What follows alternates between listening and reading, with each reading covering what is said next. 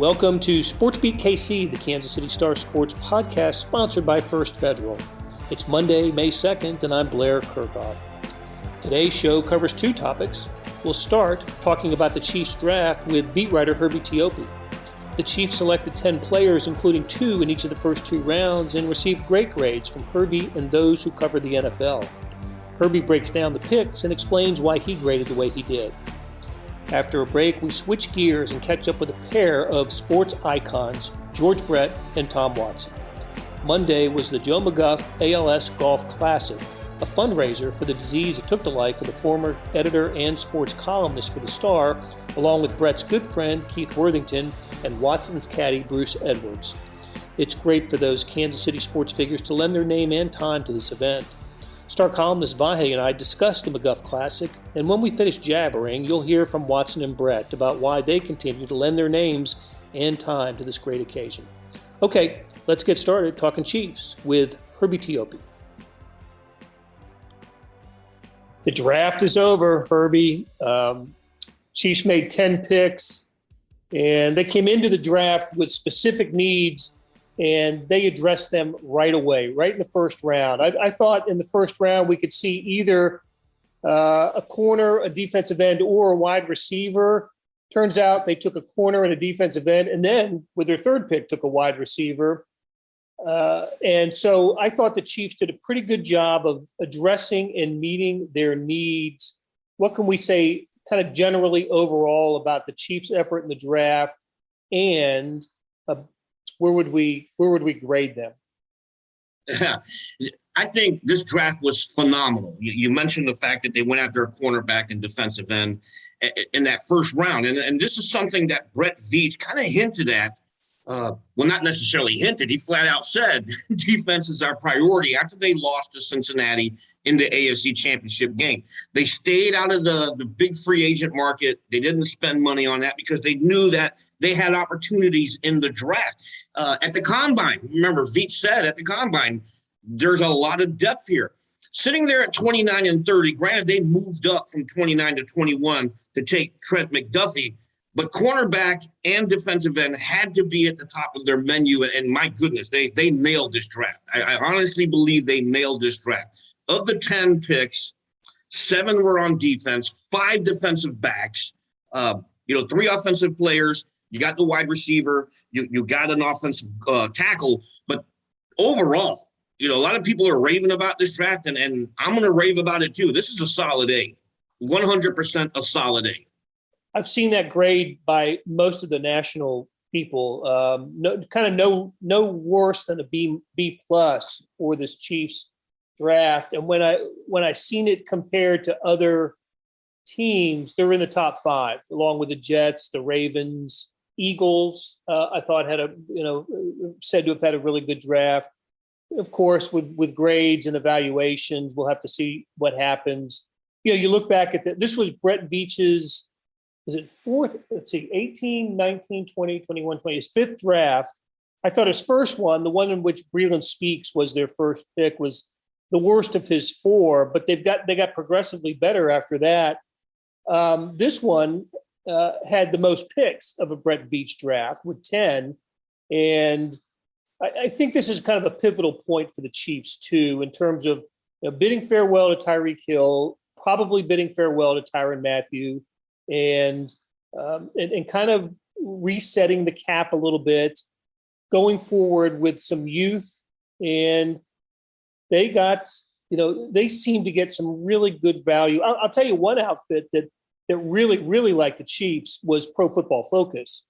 And they thought it was the best draft of any of the teams. And I think one of the reasons for that is because at least when you go top maybe 3 or 4, maybe down to Leo Chanel at 5, their 5th pick, they outperformed the projection, right? So if Pro Football Focus had McDuffie at 10, 12, even 13, well, the Chiefs got him at 21. They had to trade to do it. Same with George Karlaftis. They loved Karlaftis and Sky Moore. They gave Sky Moore a first-round grade, and here he was taken number 54 overall. So which one? How many of these guys are either starters or rotation guys from the jump? Okay, starters, obviously their first 2 draft picks. Trent McDuffie is going to be a starter. George Karlaftis will be a starter. Leo Chenal, their other pick in the draft, off the top of my head, I forgot what round he went. He was a third rounder. Yeah, third round. 103 overall, the linebacker from Wisconsin. Yes, he will be a starter because Brett Veach, sort of hinted at it. They wanted a Sam linebacker to pair up with Willie Gay Jr. and Nick Bolton. So of their first 5 picks, at least 3 of those guys are going to be starters. Brian Cook, I love that guy. He's absolutely going to be a rotational player, given the fact that Steve Spagnuolo, their defensive coordinator, loves the 3 safety look. He always runs a lot of 3 safety packages, so you can expect Cook to be in there with Juan Thornhill and Justin Reed. Sky Moore, look, here's the deal with Sky Moore. Develop this guy. Yeah, he's a second-round draft pick. You expect your first and second-round draft picks to see the field and make an impact, but I don't think they're going to expect him to start this year because you already have McCole Hardman, you have Juju Smith-Schuster, and you have Marquez Valdez-Scantling. Those guys, those 3 project as the top 3. So you have space there to rotate Sky Moore in there as your number 4, kind of like what we thought would happen last year with their 5th-round pick, Cornell Powell. Of course, that didn't work out. But Moore is a different animal here. So I think, when you're looking at Sky Moore, develop him because Reed's offense is so complex. He's going to have to absorb that thing and then look to use him for the future. McCole Hardman, Smith-Schuster, this is the final year of their contract, so you need to bolster that depth behind him. Right. Okay, so we've mentioned players in the top 5, the top 5 picks: McDuffie, Karlaftis, Sky Moore, Brian Cook, and Leo Chenal. Let's look a little bit at the bottom 5, which is really interesting. So these would be rounds, players that the Chiefs took in rounds 4, 5, and 7. They didn't have a 6th-round pick. And we know they didn't have a 6th-round pick because as we were waiting for the Chiefs to make their picks, it was definitely a long lull between the 5th-round pick, which they didn't have until Saturday. They traded again with I think with the Patriots for this. Anyway, it went for a couple hours between picks for the Chiefs. Or it seemed like it, but anyway, 3 hours and 21 minutes, Blair. 3 hours and 21 minutes. Wow! Oh my gosh. Anyway, in the 4th round, interesting, intriguing pick here. Joshua Williams, the cornerback from Fayetteville State, Division II school, historically black college in Fayetteville, North Carolina. Love his size. Now, it's just going to be an adjustment for him to go play, CIAA football to the NFL. But I love that the Chiefs scouted him and thought he was worth a 4th-round draft pick. Yeah, I love what David Henson said. There's always going to be a concern when a player comes from a small school like he did coming out of Fayetteville State. The Chiefs area scout, David Henson, said, what you're looking for is does that speed, does it translate on the field? And so when that does happen, it doesn't matter if you're at Alabama or Fayetteville State. That's the kind of player that you're getting. 6'3", 197 pounds. Look, you can't have enough cornerbacks in the NFL, but I think you have the opportunity to develop this guy. Your 4th, 5th, 6th, 7th round picks are your developmental players, and you do have that opportunity now to see what he can do when he comes into the camp because they're not going to be pressed to get him on the field as a starter. Those jobs belong to McDuffie, L'Jarius Sneed, and Rashad Fenton, and maybe DeAndre Baker in the mix. But what you have with your 5th cornerback is a guy who can get in there in a pinch and also contribute on special teams. I like that pick. I really do. Well, and somebody who many people believed deserved a 2nd or 3rd round pick and did not get it was the Chiefs' 5th-round selection, Darian Kennard, offensive tackle from Kentucky. Might see him play guard. We don't know yet. Chiefs are still going to figure that out. But he was not too happy with his place in the draft, was he, Herbie? No, he was not happy at all, and I love the comparison. He immediately invoked the Trey Smith situation from the 2021 NFL draft. As we all know, Smith slid all the way to the 6th round. The Chiefs got exceptional value there because now Smith is a starter at right guard. I think this is what's going to project here as well. They had to get a tackle. This is something that I hammered on in my mock drafts, that they had to get a tackle because of Lucas Niang's uncertain situation. Niang suffered, he started 9 games last year, but he suffered a torn patellar tendon in that regular season finale. Veach said in April, they're not expecting him back until the end of training camp. You have Andrew Wiley, you have Jerron Christian, and one of those two is going to hold down the fort, probably Andrew Wiley. But you had to get a guy for the future if Niang is not the guy. Okay, and I think Kennard, who said he's going to play pissed, he's the guy. He's the guy who could emerge, and the Chiefs might maybe have caught lightning in the bottle 2 straight drafts. You're looking at your 5th, 6th round picks, and you're getting starters there. Trey Smith, of course, slid in the draft because of some injury that he suffered in college. And maybe that was the case with Kennard too, I think it was a shoulder, I forgot exactly. A meniscus. Yeah. Okay, meniscus. Yeah. And maybe that precipitated his drop, but he certainly has a lot of confidence in himself and was disappointed to fall in the 5th round. We'll see if he brings that energy to the Chiefs. Okay, they had 3 in the 7th round. Jalen Watson, the cornerback from Washington State. Isaiah Pacheco, I hope I'm pronouncing his name correctly, the running back from Rutgers. And another name I hope I'm getting right, Nazee Johnson, safety cornerback from Marshall University. Let's spend a moment on Pacheco, the running back. Led Rutgers in rushing for 3 of his 4 years there. Put up some nice numbers for a team that didn't play terribly well in the Big Ten. This guy pretty happy to be an NFL draft pick, as we saw in the press room. And why would the Chiefs take a running back in this draft when they had a 1st round pick a couple years ago that's still with the team? Clyde Edwards-Helaire, Derek Gore, went out and got Ronald Jones II from Tampa Bay. What was the need for a running back here? Well, you have a lot of moving pieces in play here. Derek Gore was tendered as an exclusive rights free agent. So, after this year, he'll be a restricted free agent. Ronald Jones was signed to a 1-year deal. Clyde Edwards-Helaire, this is a make or break year for him because he's got to prove to the Chiefs as he enters 2023, he's worth that 5th-year option. So it makes sense to bolster the running back group. Edwards-Helaire, Ronald Jones project as your top 2. Why not get competition in there at the number 3 spot with Derek Gore? Pacheco, man, you got to love everything he said. He checked all the boxes. He didn't talk about his rushing skills. He more so punctuated the fact that he's a good receiver out of the backfield. And the thing that really caught my attention was I look forward to blocking for Patrick Mahomes. And then he says, I'm willing to take another grown man's job. I mean, you got to love that mentality. Oh, my goodness. Yeah, so he knows he's coming in here to be a 3rd round option.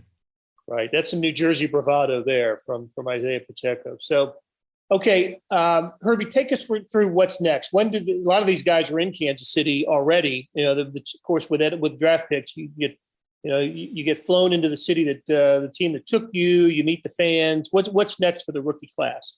Yeah, believe it or not, we're already in the grind. The draft is now in the rearview mirror. The Chiefs will hold a 3-day rookie mini camp this upcoming weekend.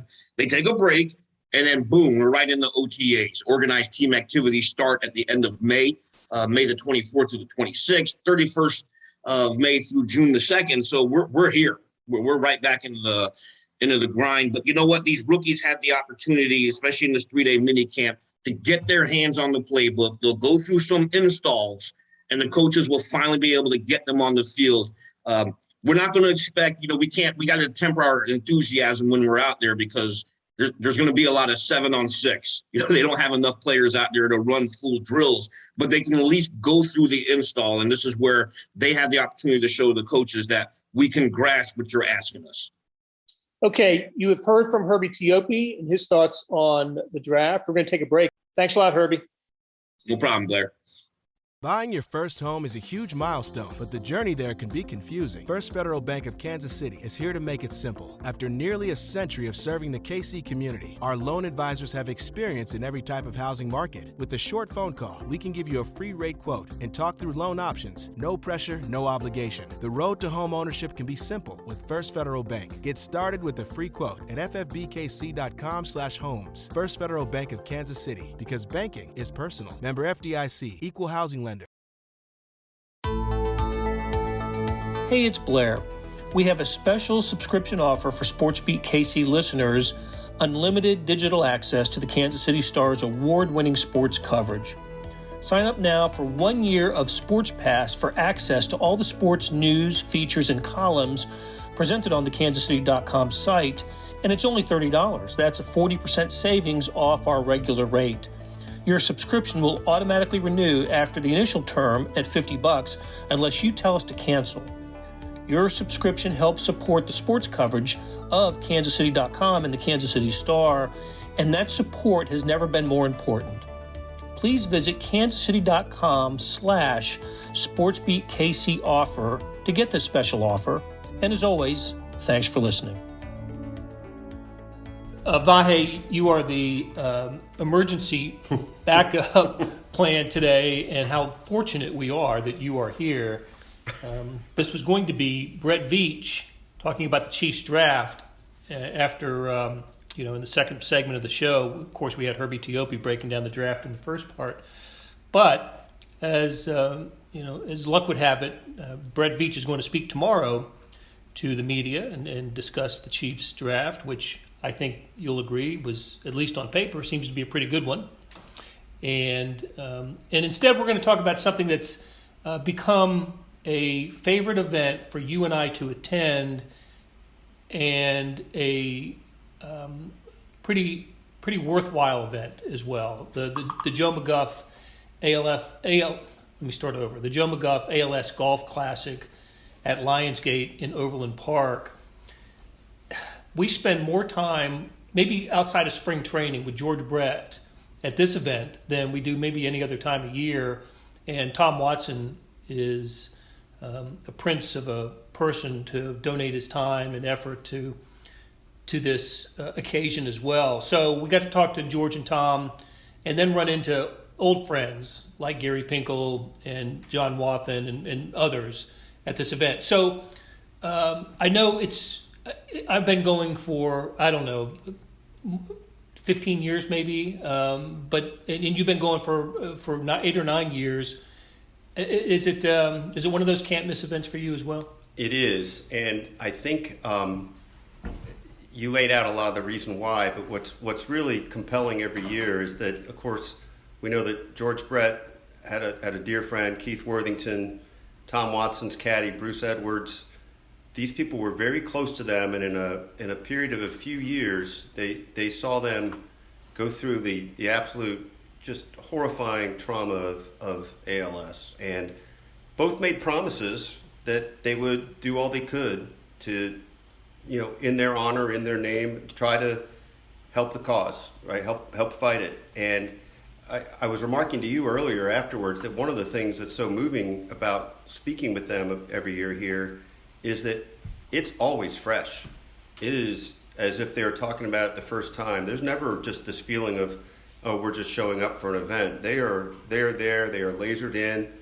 They spend the bulk of the day, and you might be able to lay that out better than I can with what they do out at the golf course. But our time with them is pretty precious, pretty intimate, talking to them about this. And usually, I don't want to thump our chest, but there's not much media here. I mean, we had a couple others. Our friend Todd Lebo was there, and I think it might have been it. I think you're right. Todd Lebo, of course, from 810, WHB here in sports radio. So we like it for that reason. I'm not criticizing anybody. It's just nice for us. It's very conversational. And there are usually TV easy. Cameras there, and there weren't any TV cameras. Maybe the weather, maybe the weather, events. and everybody covering the NFL draft this weekend with the Chiefs. So it may have had something to do with it as well. But I totally agree. And I love that observation too. George and Tom treat it like it's the most important thing in the world to them, and in some ways it is very, very important to them. But they do bring a fresh, just a fresh idea to it, and they treat it like it deserves to be treated, right? It's admirable the way George and Tom are champions for this cause. It is, and we've seen them invest in it in many different ways, whether it's their friendships with people who've been afflicted with this, whether it's other time and effort, and I don't know this precisely, but I'm sure they also financially provide. And I mean, the ALS people here and in the region just can't believe they're fortunate having these two. I mean, really, any Mount Rushmore we create of Kansas City sports, these two are on it, I think. Yes, I agree. So when you look at it that way, you think about that reach and clout. That's pretty great, and it's also indicative, I think, of how sad and pernicious this is. That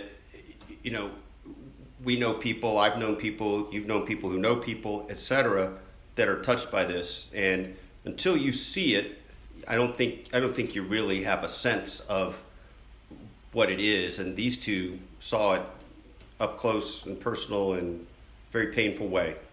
And you're right. It's such a special day for the participants of this charity golf event.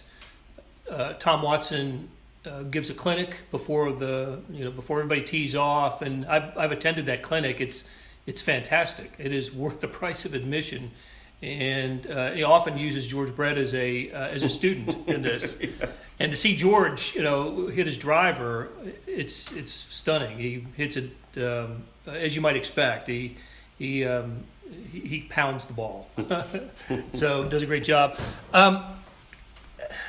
So I guess we can continue to talk about this, but I think maybe a better idea is to let George and Tom have the floor now. Let them describe their feelings about the Joe McGuff ALS. Why can't I say it? The Joe McGuff ALS Classic, and they're speaking from the heart here, as they always do. They're as we said, they are absolutely champions of this cause. So, Vahe, thanks for the chat, and now let's hear from Tom Watson and George Brett. You guys have both of you guys have been involved with this for a long time, George, even longer. Today, when someone gets diagnosed with ALS, do you feel different about that diagnosis today than when you maybe 20 years ago when someone got diagnosed? Or you feeling there's some advancements because of awareness and medical? Still the same? No, still the same.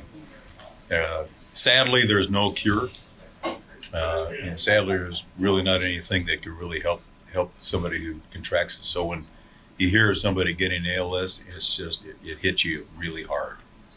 Always hits me hard, just like it hit me hard with Bruce, with Keith. And, it just hits you, and I'm impatient. I'm impatient that with all the support that has been given to the research in this. I guess it's honestly, it's kind of God's way of saying, this is a real challenge for you. You got to figure it out. We haven't figured it out yet.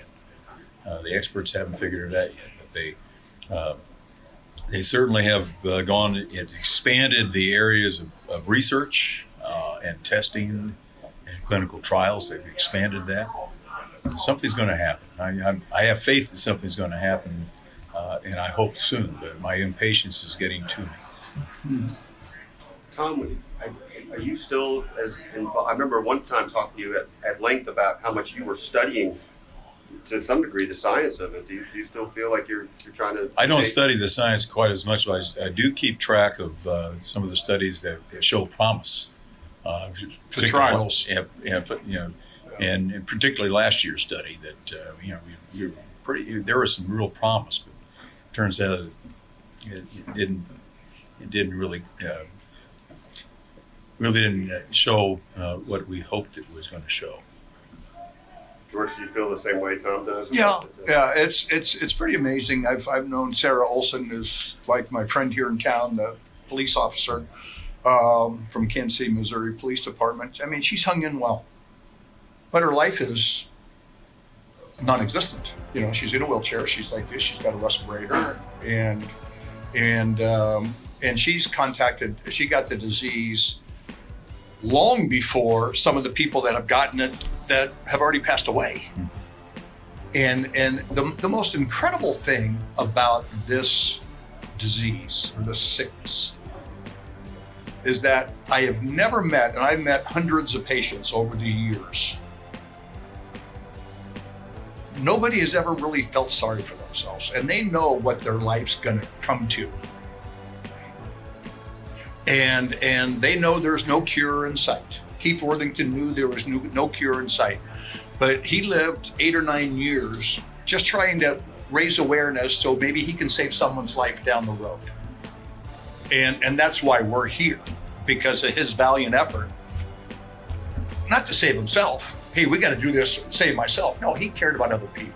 And that's how most of the patients, I would say all the patients that I've come in contact with over the years, they know the end is near, but they still enjoy life, as much as they possibly can. That'll do it for today. Thanks for spending some time with us. Big shout out to producer Monty Davis and the SportsBeat KC staff of Randy Mason, Jeff Rosen, and Chris Ficken. Thanks to Herbie Teope and Vahe Gregorian for sharing their insights. A programming note, be sure to tune in at 10 a.m. on Tuesday to SportsBeat Live, where we'll discuss Royals.